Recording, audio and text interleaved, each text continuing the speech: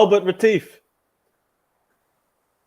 Jovan, how are you doing? Good day to you, sir. How are you? I'm great. Sitting in the sun, middle of winter. I'm here in Seoul. Basking in the Seoul winter sun with the Namsan Tower there in the background. That's it. No, that side. That side. Namsan Tower. Yeah, it's a perfect day in Seoul. My eyes are a little bit squeaky, but we're good. Awesome. Look, thanks for joining us today, and we're really excited to have you. Obviously, look forward to chatting about your work and some of the things that you've done over the past quite a few years now, to be fair. You know, you've done a few different things, to be correct, but we'll get a chance to talk about each one of those, I believe, over the course of the podcast. So first of all, do you want to tell us a little bit about your story as far as Korea is concerned?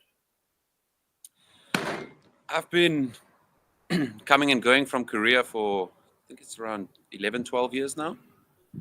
I came to Korea the first time in 2010 as an English teacher. And that time it was for the experience of going to a different country, new culture, just getting out of South Africa. I'm from Cape Town, South Africa.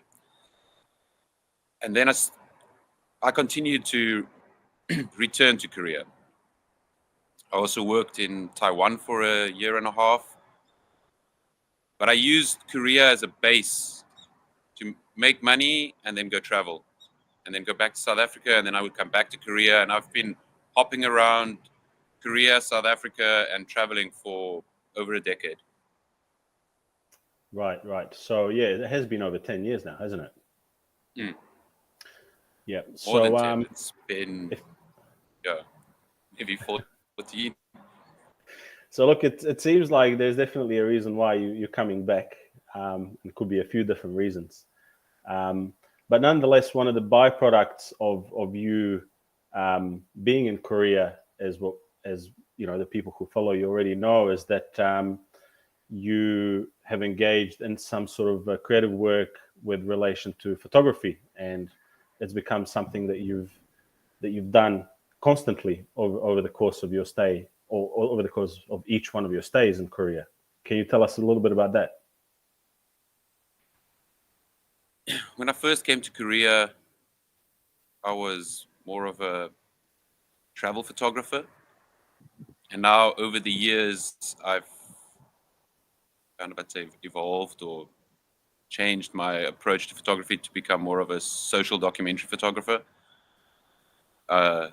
I look at people, whereas those days, 10, 12 years ago, it was more of a taking pretty pictures, maybe. Now it's evolved into looking at not just Korea, but even my community back home, but looking a lot at like community, belonging, globalization, contrast. Just the human condition that's pretty much similar around the world. Yeah, I guess it does make sense. At its core, it's similar. Right. It does make sense that, you know, to begin with, it might have been something that stimulated you, and you found that you could use that as a platform to sort of explore and interact with public spaces. And over the course of the time of you doing it, you might have gotten, you know, some different things about the Korean context and other contexts in general would have got your attention over time. It seems, and that certainly shows through your work, as you say. Given if you compare some of your earlier work to the work that you do now, you definitely see that sort of evolution. Yes, I documented Yongmun town, where I lived on and off for almost 10 years. And when I first arrived in Yongmun, for example, there were no coffee shops and things like that. And I stopped, not that coffee shops are important, but Korea has changed a lot in the decade that I've been coming and going. And I started to notice this in the small town of Yongmun. Then I started to document the change. And all of a sudden, instead of coming to Seoul to shoot projects or flying to another country to shoot what I'm interested in when I arrived there, I just focused on my town. And then that became a project of more than 5 years. I no longer live in Yongmun. I have that body of work which I'm trying to get out. Not sure exactly how yet. But that was nice to look at Yongmun differently.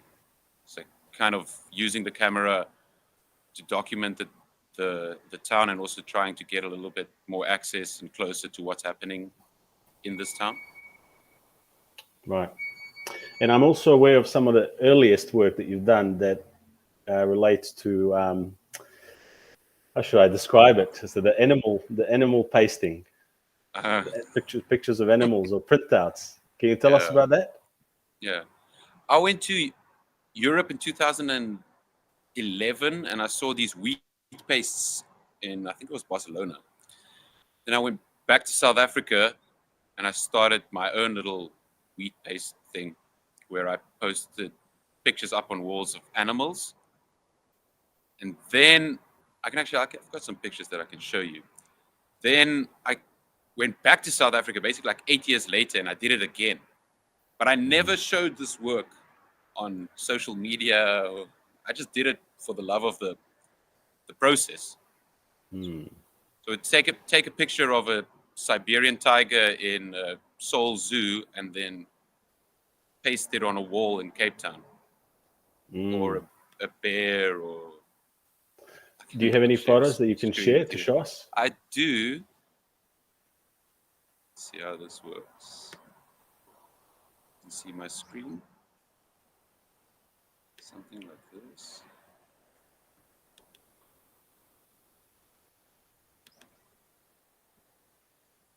Here's an example of a lion. And then I've got these, like a bear. Okay. Is this in South Africa? This is pasted in South Africa. But I've never shown this to anybody. This was just fun. And how about some of the, do you have any of those that you've done in Yongmun, perhaps? No, I don't have those to share now. But yes, I actually did bring this to Korea too.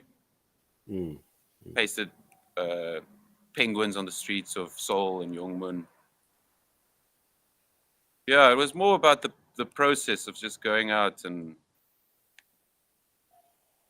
yeah, I guess like the excitement of breaking the rules and pasting an animal up against a wall, and then thinking of like this animal was, the penguin was taken in Cape Town and then brought to Korea and put on a wall in Seoul in Korea. Right. It's kind of that. As I'm also moving around the world, these things come with me and they also go to different parts of the world. Or I bring them from certain parts of the world and I go put them in Cape Town. Yeah, it's certainly an interesting way of interacting with spaces and communicating with an audience in quite a specific way. And obviously, at that time, when I did it in Cape Town, I was kind of, like bored with the place. Like I needed something, like some color, something like, especially the suburb that I grew up in, Belleville and Durbanville. So I thought, like, I'll just bring it. And then I created this suburban safari project. And I first did it in 2011, and then I did it again in, I think it was like 2020. And people would phone me and be like, there's a guy doing exactly what you did like 8-9 years ago. I'm like, yeah, it's me. I'm back. Just with bigger animals. It's funny they never thought of you in the first place. And it was you all along. Because I come and go. And people are like, oh, you're back now? You've got a new telephone number? I've had 10 telephone numbers in South Africa. It changes all the time. But I'm quite interested about your journey in Korea. Obviously, again, it seems like, as you described it, as your base and place that allowed you to travel around the world, and it ticked a few important boxes for you on a personal level. But nonetheless, given that you spent so much time there, was sort of the focal point of your work at the same time, wasn't it? Yes. When I came to Korea first, it was for adventure and different experiences, new culture. Then I started to come back using it as a base because the money was pretty easy teaching, and then it allowed me to travel quite a bit. Now it's given me opportunities where I can shoot a lot because I've kind of tailored my time, that I've got a lot of free time. I spend a lot of time in the streets, and it's safe, extremely safe in Korea. I've also had the opportunity to do some work with like a travel program. Yeah, I feel like there are photographically maybe more opportunities here for me than in South Africa. Well, I feel very inspired here. And I continue to look at Korean society critically, not just critically, but kind of like also like in awe of like, how does this work? I'm an outsider. I will never be inside. I struggle to assimilate. I don't really speak the language that well. I understand the customs and the culture, but I'm looking from the outside in, and these are some of the things that I see, and I document them. Well, obviously, you and I met in Korea, and we've had opportunities to discuss this, on several occasions that we met.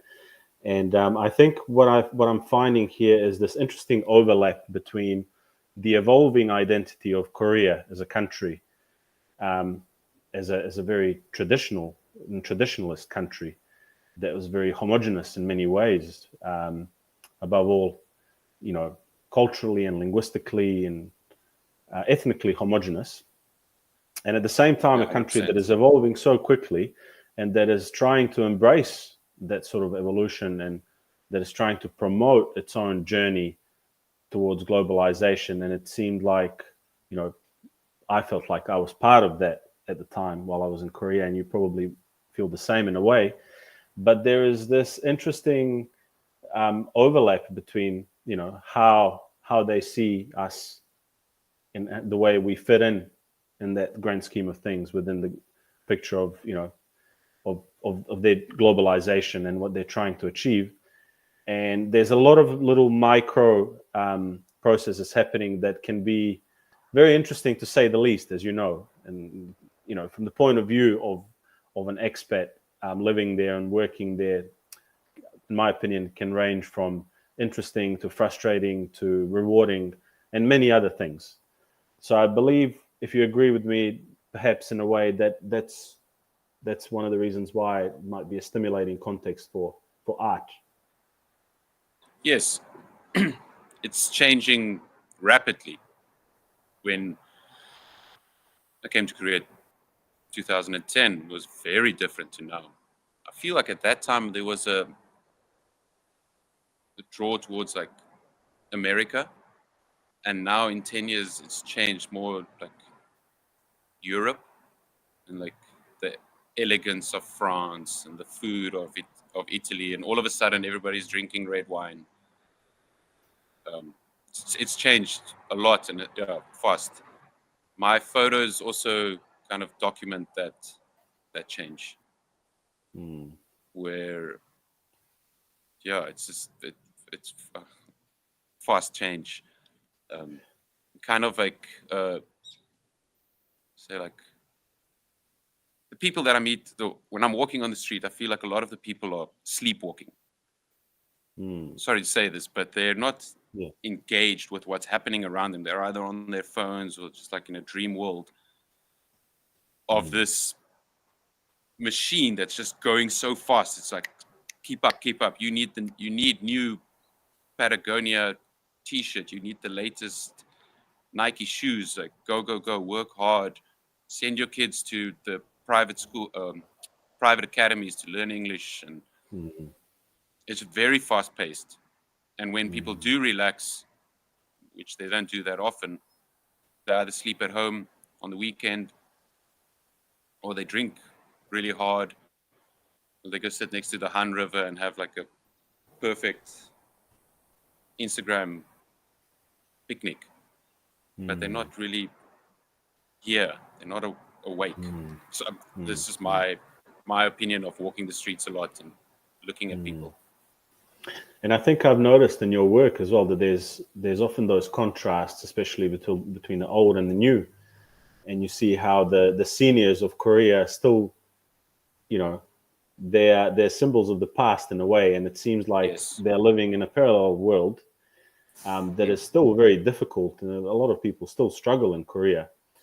And you've got, again, reflective of this obsession with globalization and being a leader, which, to be fair, they've made a lot of important leaps. A lot of progress, massive progress. I read somewhere recently that in the early 60s they were one of the least developed nations in the world. And they will tell you. Yeah, and in 2010 or something like that, they were number 15. So that's in a very short period of time. They've made significant progress. But as you say, being there, it does make you wonder, what is actually going on, how much, it's too fast, and there seems to be too much of a hurry to portray it as this grandiose sort of new world. But being there and witnessing it does make you ask a lot of questions. Yeah, and you also ask yourself some questions when looking at what's happening around you. Like, is this what I want to do? Like, what am I really doing here? Don't like it that much. There's a lot of control. Like, I need to go apply for a visa next week. I'm going back to South Africa for a bit. Just like all these processes of where do you live, paperwork, and it's globally. I understand like there's certain like bureaucratic red tape that you've got to go through, but I feel like here it's just more than usual. I would like to actually show you some of these pictures that relate to exactly what you just talked about, because I feel like my photos maybe they're good illustration. More words than than me. Share the screen with you. Just give me a second.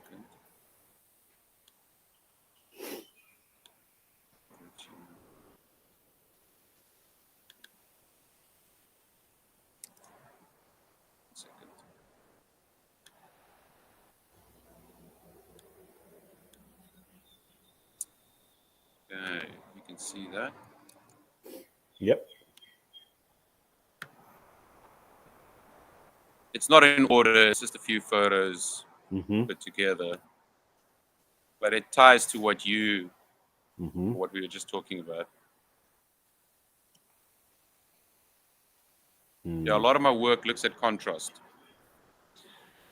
This is an old neighborhood that's going to be demolished to make space for a new one. Whereabouts is this? This is in the center of Seoul. Do you know which area? Women's University. Ewa Women's University, a little bit to the east of it.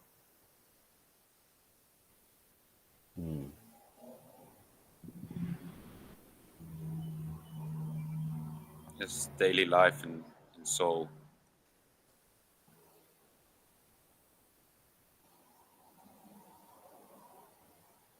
Something just like as this. I'm watching these photos, I'll just ask you questions if you don't mind along the way. Oh, yeah. I've noticed that, as you've mentioned before in some of your other videos, that your work requires you to get up really close at times, right? Yes. And what made me sort of think, and what I've sort of noticed as well from personal experience, it seems that being an expat in Korea means that you kind of, it's a bit of a blessing and a curse in a sense that you're not really relevant as much as a local would be. And, I feel being an expat elsewhere in the world might not be the same.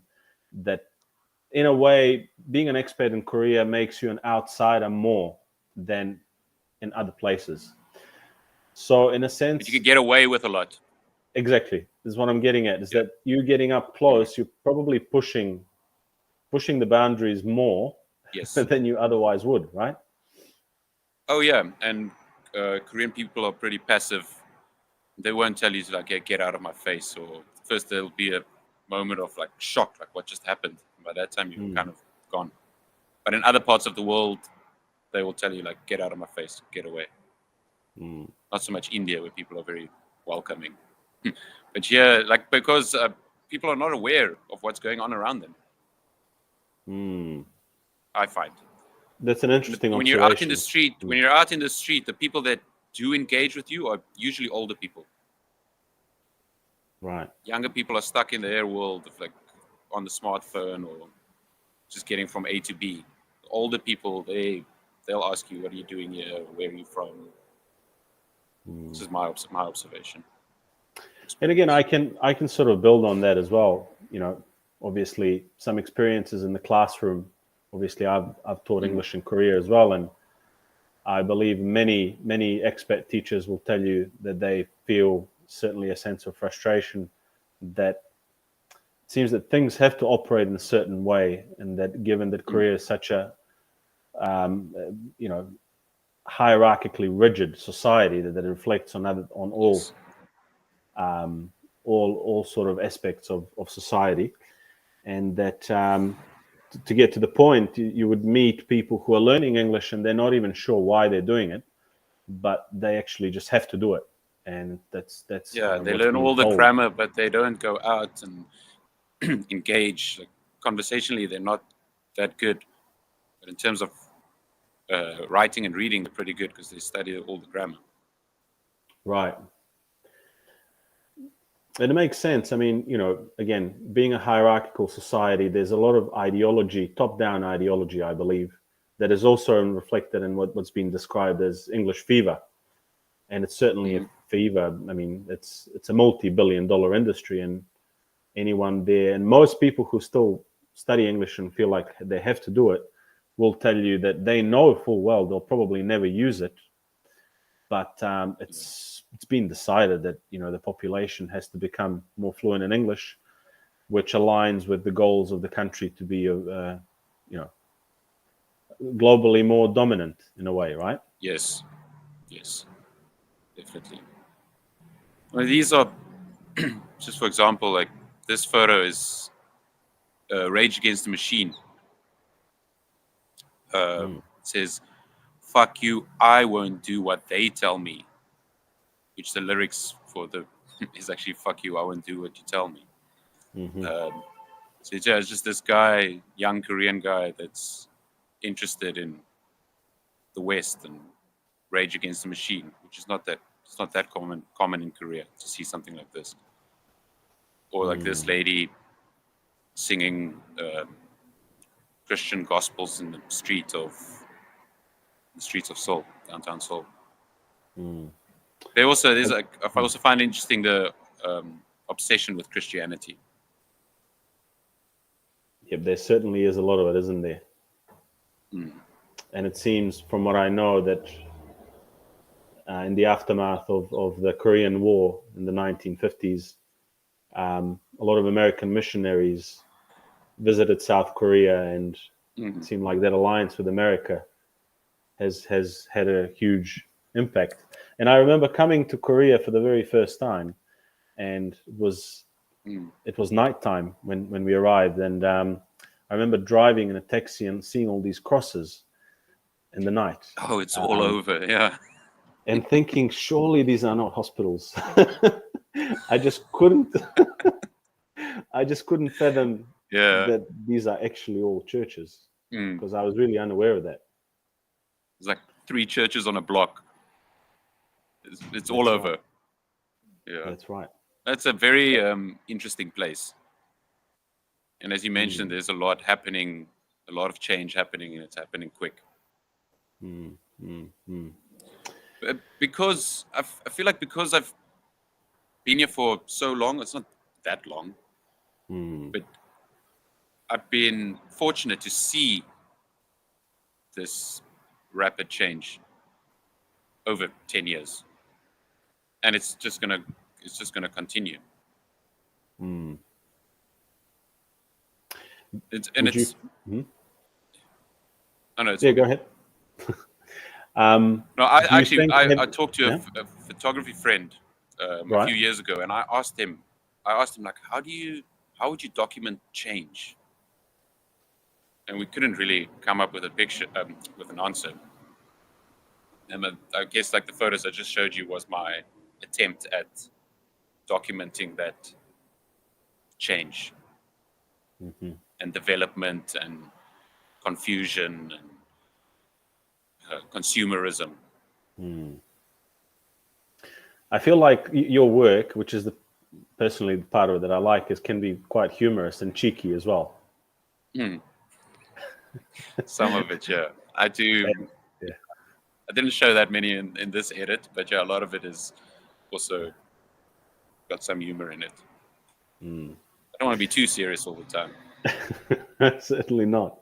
And again, it goes back to my earlier point of, sometimes a place that is so homogenous, and Korea is a peninsula, and for centuries there was pretty much just them, and It's kind of like an island at the moment. pretty You can't much. really go through North Korea.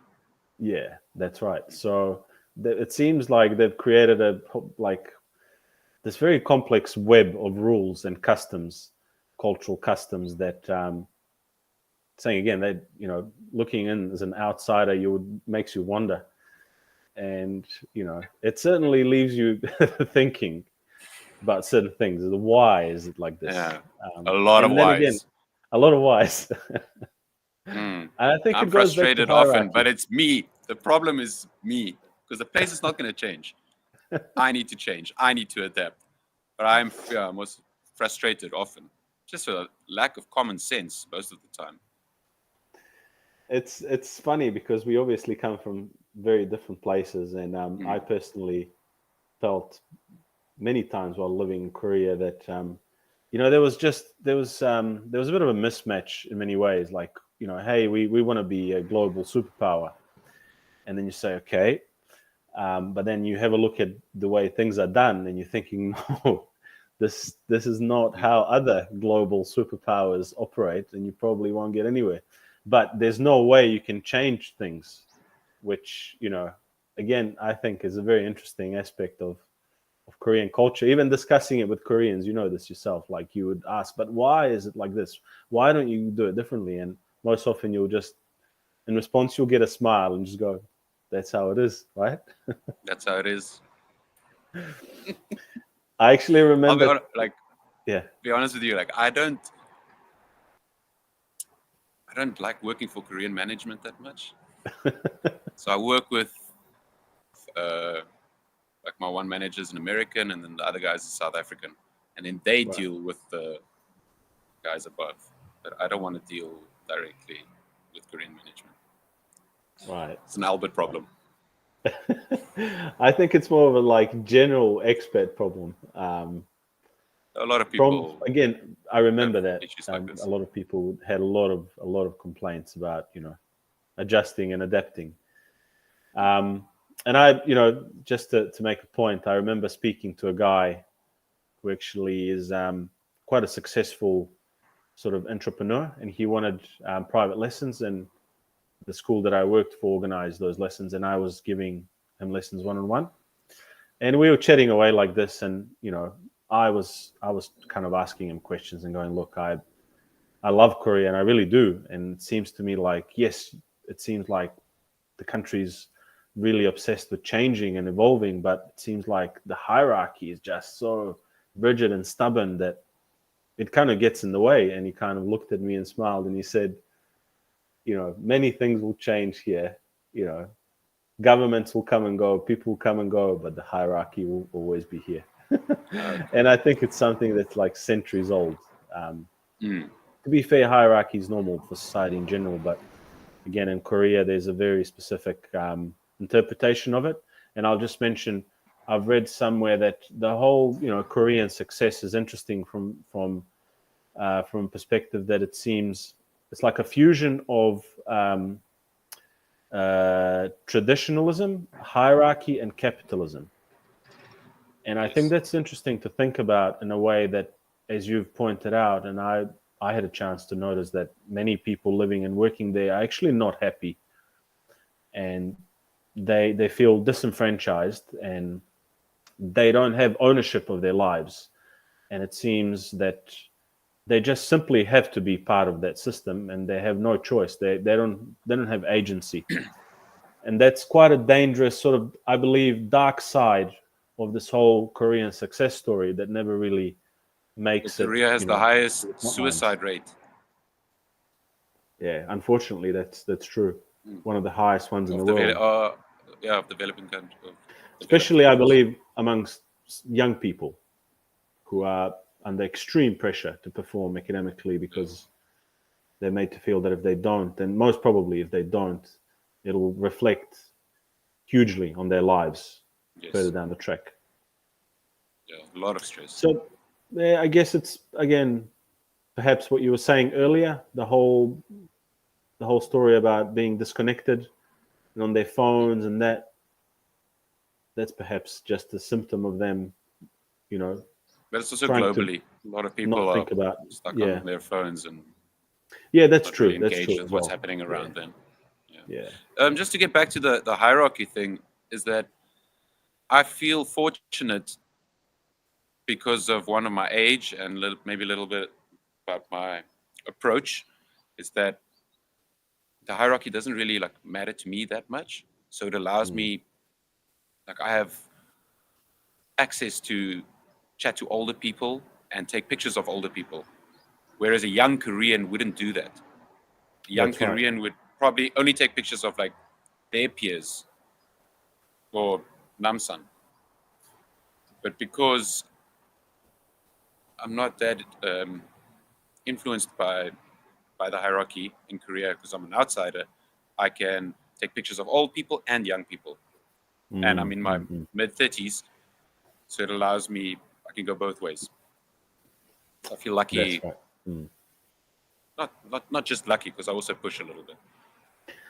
I can relate to that as well, because I felt sometimes while living in Korea, I felt lucky as well, in a way that, well, whatever's happening doesn't really matter to me. It's like, I don't really understand what they're talking about. I don't speak their language. So I can just live, without any consequences of a lot of the stuff that's just right there. But on the other hand, you, as we've discussed, you would feel the frustration that you have no real influence either. That's the other side of the coin. Yeah. And another funny sort of comment, as you probably know, there's people who genuinely try and learn to speak Korean, and it seems like they will never be they'll never be recognized, because it seems like, good job, but there's no way, you might as well give up. Way good for life. Yeah, that's right. I've, over the years, I work at camps, and I meet kids sometimes just for one day, sometimes only for 5 days. And I have taken the approach of engaging predominantly in conversation with my students, giving them confidence. That's the way I see it. I walk into the classroom, I'm here for a day, I want to give you confidence to talk to me. I'm going to joke around, I'm going to push a few buttons, but when I leave, I want you to feel, I'm confident I can speak to a foreigner, and that's my job done. I'm not there to teach them the grammar or phrasal verbs or anything like that. I'm just be confident to chat to me, and when you meet another foreigner or Uigukin, then you're confident to chat to that person. Yeah, that's an interesting observation. I think a lot of expat English teachers in Korea will relate to that in a way that it certainly made me feel like, look, these guys are going to be studying English for many years to come, as part of their curriculum, as part of the after-school programs. And I believe that they were always more interested in engaging with us as educators, or as people rather. So it's not really what you teach them in terms of grammar or whatnot, but what they'll take out that one day or 1 week that you are with them, right? Yes. That'll be of And in use to 10 years, them. it's changed. It's changed a lot. A lot of people in Seoul can speak English now compared to 10 Okay. years ago. Definitely. It's changed a lot. It seems like all the hard work wasn't in vain. Paid off. Yeah. Cool. Well, look, yeah, we'll get back to Korea again, I'm sure, but I know that you've done some trips to other countries as well, to many other countries, in fact, around the world, Yes. including a 1-year-long trip. Do you want to tell us a little bit about that as well? In 2014, I traveled from Tokyo, Japan, back to Cape Town, South Africa. 1 year overland travel. So no airplanes, just train, boat, ferry, hitchhike, taxi.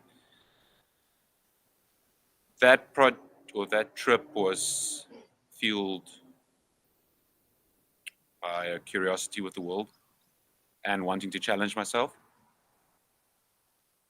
Yeah, I started in the winter in Tokyo. I came over to Korea for a bit, worked a 3-month quick contract, made some cash, and took the ferry over to China, trains all the way through Kazakhstan and over the Caspian Sea to Azerbaijan, through Iran, Turkey, and then down over the Mediterranean to Israel, and down the length of Africa from Cairo to Cape Town. That took me 1 year on the budget, traveling hard. Just very curious with my surroundings in the world, wanting to meet people, wanting to challenge myself, wanting to better understand the world. I came back to South Africa a year later and I felt strong. Strong, creatively full. Yeah, it gave me fuel. It would have been a very do it fulfilling again. trip for sure. Yeah, and I did it again. Well, not as big, but traveled from Korea to Yerevan, taking the Trans-Siberian through Russia. Spent some time in Southeast Asia, traveling through Myanmar, Thailand, Vietnam twice to go ride motorbikes. Did a motorbike trip around Mongolia. Lots of time in India. Yeah, just to name a few. Very curious with the world. And are there any stories that come to mind? I'm sure there's a ton. Oh, many. Maybe be a bit more specific. So actually, I'll help you. There was one of you in Armenia in the middle of nowhere on a truck, catching a ride with a guy. Yeah. Yes, I hitchhiked through Armenia. This truck driver picked me up, but he couldn't. Obviously, didn't speak English, but he could speak German, and I speak Afrikaans. So with his German and my Afrikaans, we've figured it out. Yeah, he gave me a ride back to Yerevan. That was just funny. Dropped on the outskirts of Yerevan. You guys had coffee at his mate's place, didn't you? Yeah, we had coffee. Yeah.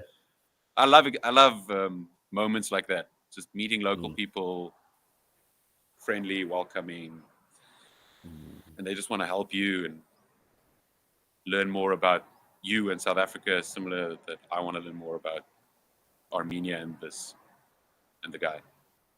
Yeah, I've had many hitchhike experiences. I think one that stand out was hitchhiking from Malawi back to South Africa. I kind of ran out of money. Had $100 to make it back. Stood next to the side of the road, negotiated a rate, because nothing's free in Africa. Negotiated a rate for the first 200 kilometers and then ended up staying in the car for 1,000 kilometers and sleeping on the front seat in a truck stop. Got to my destination and I said to the guy, last night when we had a drink at the truck stop, you told me you're a size US 9. So am I. So I said, okay, if I give you a pair of shoes for the additional 800 kilometers, and he's like, yeah, it's fine. Made my way back to South Africa. Hitchhiking was tough. but rewarding at the same time because I pulled it off. What I'm getting out of this as well is, as well as from your personal sort of endeavors and your work, I certainly like to push boundaries, don't you? 100%, yeah. I like to challenge myself. I like to sometimes, you hear that? Bit of panic. It's probably an ambulance, not the police. Yeah, I went to Nepal a few years ago and didn't really plan much. Hiked the Himalayas, like the Annapurna circuit. So I gave myself a week to do the research instead of doing all the research beforehand on the internet. And then I sold the story to the newspaper in South Africa, and the headline was like, hiking the Himalayas blindly. Like, wasn't blind. Just gave myself 3 days before the time to do the research instead of months of research. Yeah, so I do tend to push it a little bit. Just to think on your feet, I guess. But that's not pushing it. Yeah, thinking on your feet. But that's not going to the Himalayas and giving yourself 3 days to prep a hike is not pushing it. It is nice to challenge yourself in a situation like that, both mentally and physically. That's fun and rewarding. But I just want to get back to one sort of moment that I think was important for you in many ways. Unfortunately, it's in relation to a tragic event that took place in Korea recently, and in many ways, it's reflective of your modus operandi. So I think, in a way, you got to showcase some of your work in a very spontaneous way.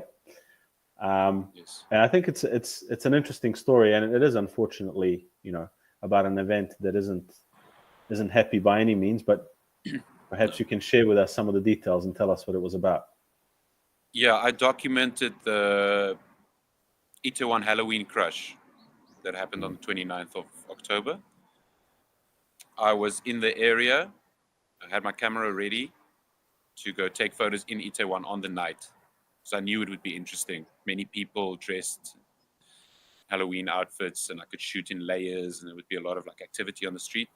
When I arrived, I was shocked to see what was happening in front of me. I got there about 20 minutes after the crash, and at first I saw one body, and then I saw a second body, and I didn't really know what was going on. I'm like, is this like a chemical attack? And I'm like, no. And then I'm like, maybe it's what happened in Nice years ago when the truck went through the people. And but there's no truck, there's no blood. And then I'm like, stampede. But nobody knew what was going on. So I started to take pictures, and they started clearing people out. And I looked around, I'm like, I can count at least 40 bodies around me. And I knew at that time that I had a responsibility to document this. One, I have the skill set. I can stay calm. And this is huge. There were no other photographers, no other photojournalists at that moment. I stayed for a long time, and I saw many horrific, traumatic things that I didn't really want to think about. I saw a lot of people die in front of me.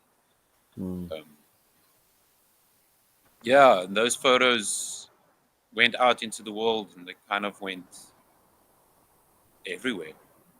Yeah. It happened on Saturday night, and Monday it was in newspapers in the US and Europe. And it went to a lot of places. Unfortunately, the event itself is tragic and terrible. I'm a photographer, not necessarily a photojournalist or a news reporter. But my skill set that I have of social documentary and shooting street photography and all the years of traveling, I implemented on that night. Right. To shoot hundreds of photos, and only 30 were published. And there's some horrific photos on this external hard drive that I haven't looked at since. I hope you don't mind, but I have to share another detail in relation to that you told me before we went live, and that's that you actually at one point not meant to be there anymore because the police came and the whistles came out and everyone had to leave the area. But again, you probably thought your instinct told you, no, if I don't take photos of this now, who's going to do it? Chance to be gone. Yeah. No, I stayed. I was told to leave many times, but there was a photo booth. So they've got these photo booths where you can go in and take a selfie and wear a silly hat. You get like an ID printout, but it's unmanned. So I would just go hide in there, like 5 minutes, and then come out again. It was crazy. I mean, like, all of that happened, and then friends were like, "Where are you? Where are we? Waiting for you." I'm like, "I don't think you guys understand how serious this is. I'm going to be late." People probably didn't. And eventually, no, nobody knew. And then at like 1:30 in the morning, I'm standing in a local bar drinking a double gin and tonic. And I'm like, an hour ago I had to step over dead Cleopatra. And now I'm drinking a double gin and tonic, and the people here, I'm like, but it was also my way, excuse me, like my way of just like taking a break, but I couldn't sleep that night. Woke up of course the next morning after just sleeping for like an hour, and I went straight back to the site. And I've been going back since. And that's my way of dealing with this traumatic experience. I saw a lot of, repeating myself, but I saw a lot of really horrific sites. And again, obviously, another element to that is that it's an area that is, frequented by expats, more than any other, perhaps. And both, I know that you and I've spent a lot of time there. So again, when the news came out, I'm sure a lot of people, when they saw Itaewon, they knew the area really well. It's not good for, since the military base has moved down to Pyeongtaek and Corona, and now Itaewon has taken a big dip. But what I'm wondering is, like, this event, although it was traumatic for you, did it make you think that, hey, I've actually got a skill set, and if I was to pursue this sort of photography in a different way, Yes, you'd definitely be able to. It did make me think a lot. Because I met with like a very well-known photographer that works with AFP, and he looked at my work on the Sunday night to get it out, and said to me, like, he gave me he said some very nice things about my work. Like, I can see you stayed calm. These are good photos. You just need to figure out where in the world you're going to present your work visually, because you've got this skill set, and you don't have to box yourself as a photographer, saying like, I'm a news reporter, I'm a street photographer. You're a photographer, social documentary photographer, and you can take pictures of death or weddings or festivals or protests or riots. Like, you document. And do you think that would motivate you? The human condition. Yes. Do you think that would motivate you? Yeah. Because I think you've done that in the countries that you've visited as well, to an extent. Like, if you've come across situations like that, I always walk in. That it draws you. Yeah. So I'm drawn to that. Any examples? I've taken a lot of pictures of protests in South Africa. I was at the Gezi 1-year anniversary protest in Istanbul, which was pretty rough. Mainly in South Africa. I mean, protests in Korea are tame. I do shoot more long-term projects. Yongwon was a 5-year long-term project. I documented there we go, another one. I documented my own community back in South Africa for 1 year over Corona. I was stuck at home with my family, couldn't leave, and I just turned the camera on my own community.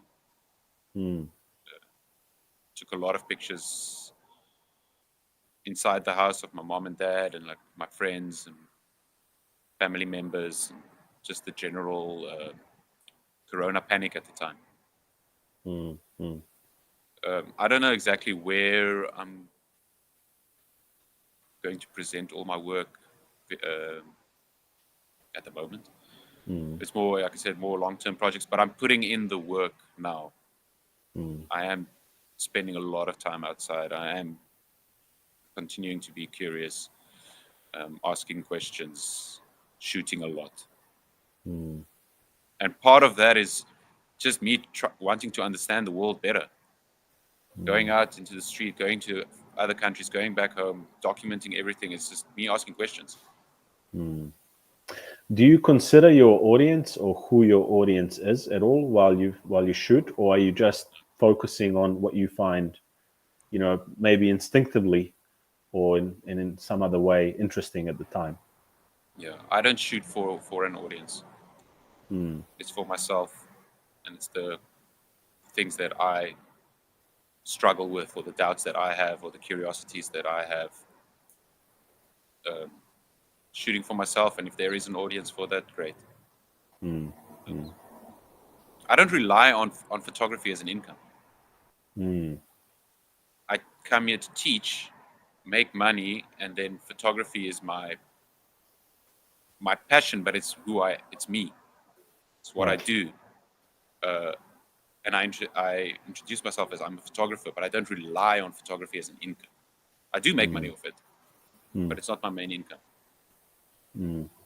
So therefore, it can remain a passion.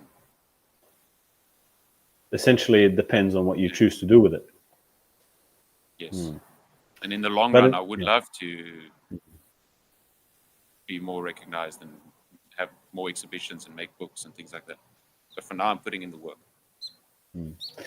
What I think really helps in the modern times is that, photos, I mean, it helps and it doesn't in a way. Photos have become so prevalent in photo taking, and there's so many platforms to editize, and promote your work. But in a way, there's just so much noise in terms of how much we see. And, we all take photos, we all look at photos, we all, way, way more than what was sort of normal in the past. Yes. So in a way, it's a challenge to sort of find your audience in a sense and promote your work to the people that might appreciate it. Yeah, for now, the only way to promote is through Instagram, or at least that's the platform I use. Instagram stories, started making reels. It's all part of enjoy the process. Right. And if you think about, I mean, to me personally, it's quite interesting. You do go back and forth between South Korea and South Africa. What sort of have you noticed in terms of how you interact with those contexts as you are shaped by spending time away from each one at any specific moment? Yeah. South Africa remains home. My family is there. My friends are there. I speak the languages. They understand my humor. Korea is comfortable, but will never be home for me. I can't assimilate here. And the longer I stay away from South Africa, the more I struggle to assimilate there. So I'm in two worlds of where I know home is South Africa, but where do I belong? Yes, I belong in South Africa, but what am I going to do there? What's like? How do I really fit in back in South Africa? But I also don't fit in here. I'm flying back to South Africa in 10 days from now. Am I excited? Yes. Am I very excited? Not that excited. You go home and people are like, oh, Albert, what are you doing? What's the longevity in this lifestyle? When are you going to settle down? Don't you want to have a wife? Don't you want to have kids? Yes. Not right now. Yeah. Yeah. The question is too, yeah. But you get questions everywhere you go. You do. If you live a certain lifestyle, if you do something a certain way, people are going to ask you questions. And you've got to be ready for hard questions. Definitely, and I believe as well, in economics, there's this concept of opportunity cost, which means, you have to make your decision, and whatever you go for, the opportunity cost is something else that you have to give up. And I think in many ways, people that look at your work and all the adventures that you've had, thanks to the way that you've chosen to live, is massively rewarding. Just, in many ways, and your average person around the world probably, would like to experience that at some level, but it's not possible unless you commit to it, which is, I believe, what you've sort of done over the last 10 years. Yeah. So it's been a big commitment, but with that commitment comes a lot of doubt, self-doubt. Like, really, I've been able to pull it off for this long. Like, how long are you still going to do this? How is this going to work? Like, you ask yourself a lot of questions. I do a lot of journaling. That helps. Okay. Yeah, I've been journaling for 15 years plus. I've got a stack of journals where I just write all my thoughts and doubts and questions into, and then I end the journal with, like, you're okay.